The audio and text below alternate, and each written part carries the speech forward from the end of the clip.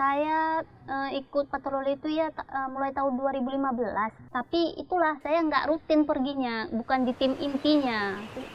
Normalnya sih 15 hari.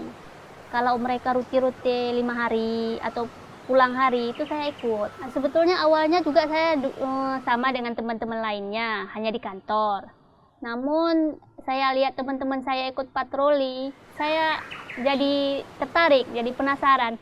Apa sih yang ada di sana? Kenapa sampai diadakan patroli seperti itu? Dan dari rasa penasaran itu membuat saya ingin bergabung dengan tim patroli.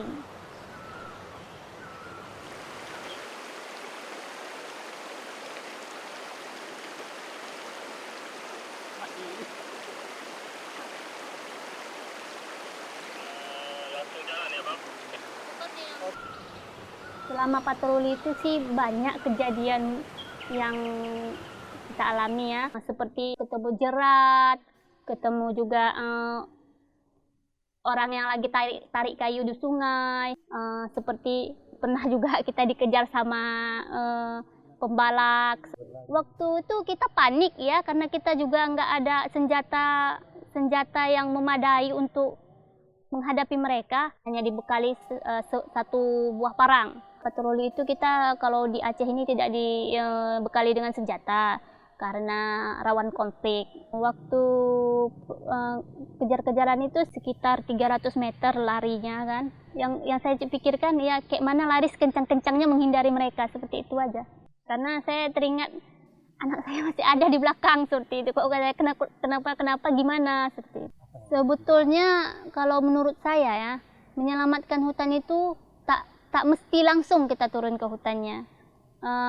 Memberikan kesadaran terhadap diri kita sendiri untuk menyelamatkan hutan itu juga menimbulkan rasa kita ingin melindungi hutan itu juga. Itu menurut saya sudah termasuk menjaga hutan. Perempuan dan laki-laki itu dibedakan, mungkin ada perbedaan seperti itu ya. Mungkin dari fisik, kekuatan, mungkin faktornya itu kenapa perempuan itu sedikit dilibatkan dalam patroli itu. Karena kan beban yang kita bawa juga nggak ringan kayak gitu.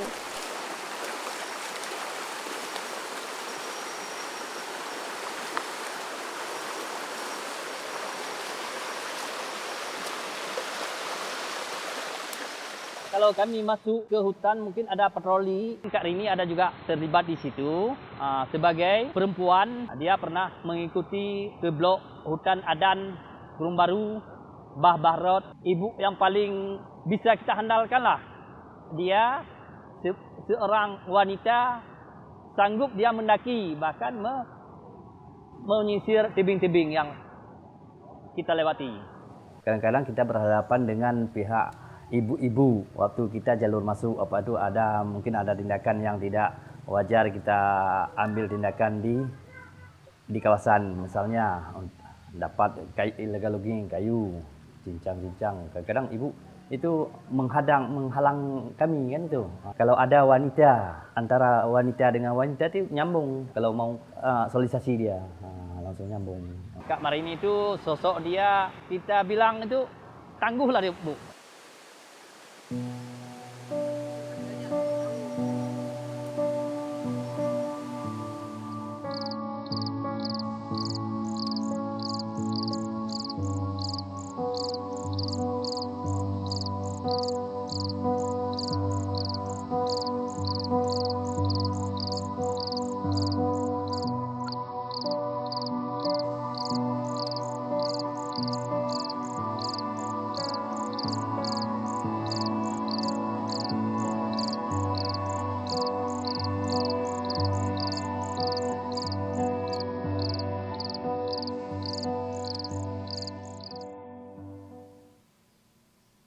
Kegiatan saya setelah patroli itu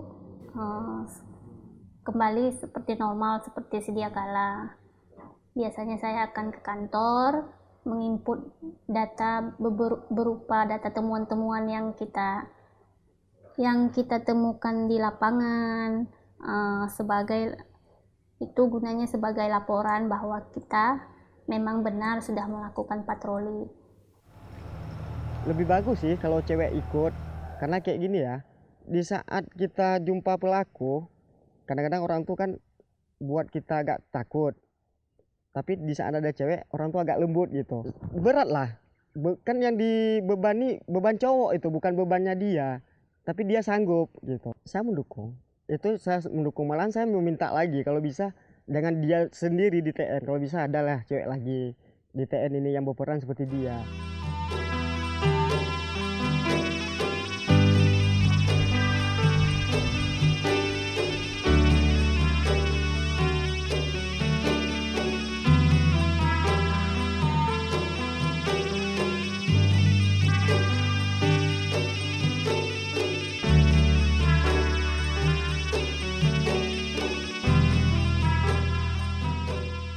Ya sangat membahayakan sih sebetulnya kan, karena posisi di hutan sangatlah rawan ya. Habis itu medan jalannya seperti itu ya, sangat kita khawatirkan aja, takutnya terjadi apa-apa. Cuman kalau niat kita baik, alhamdulillah sampai sekarang aman-aman saja. Kalau dia bekerja 2 porsi, yang pertama di rumah sebagai istri dan sebagai ibu, dan di kantor sebagai staf. Kasihan lihatnya, capean dia. Banyak sih orang yang bilang, kenapa sih kok dibolehin berangkat seperti itu. Ya namanya aja tugas. Dan saya mendukung satu lagi, karena kalau kita menjaga lingkungan hidup, kalau nggak bukan kita yang jaga, siapa lagi? Biasanya kalau nggak saya ada ayahnya kan. Kebetulan anak-anak saya tuh juga sama ayahnya dekat kan. Biasanya itu karena ayahnya juga kerja kan, pagi diantar ke pengasuh seperti biasanya. Jadi dia terasa nggak ada, kalau ibu itu nggak hilang kayak gitu. Kalau saya mau itu saya kerja atau ada workshop di luar kota atau patroli, biasanya anak saya itu saya titip sama pengasuhnya. Saya punya pengasuh anak. Setiap saya keluar kota, anak itu saya titip sama pengasuhnya. Dan saya sudah biasa dan saya sudah kenal dengan pengasuhnya kan. Jadi saya nggak merasa terlalu was-was untuk meninggalkan anak saya sama pengasuhnya itu. Kalau saya tidak bekerja, umpamanya hari Sabtu dan Minggu kan, itu full saya habiskan untuk anak-anak saya. Atau di malam hari seperti itu kan, itu biasanya saya habiskan untuk anak-anak saya. Saya tidak akan memegang pekerjaan lagi kalau itu memang tidak terlalu penting seperti itu. Saya pikir hutan ini ya sumber kehidupan ya, karena kita tahu hutan itu adalah sumbernya air, dan air itu mengalir ke seluruh penjuru, dan air itu adalah kebutuhan kita sehari-hari yang paling utama. Untuk menjaga air ini, ekosistem hutannya harus tetap dijaga, jangan sampai dirusak.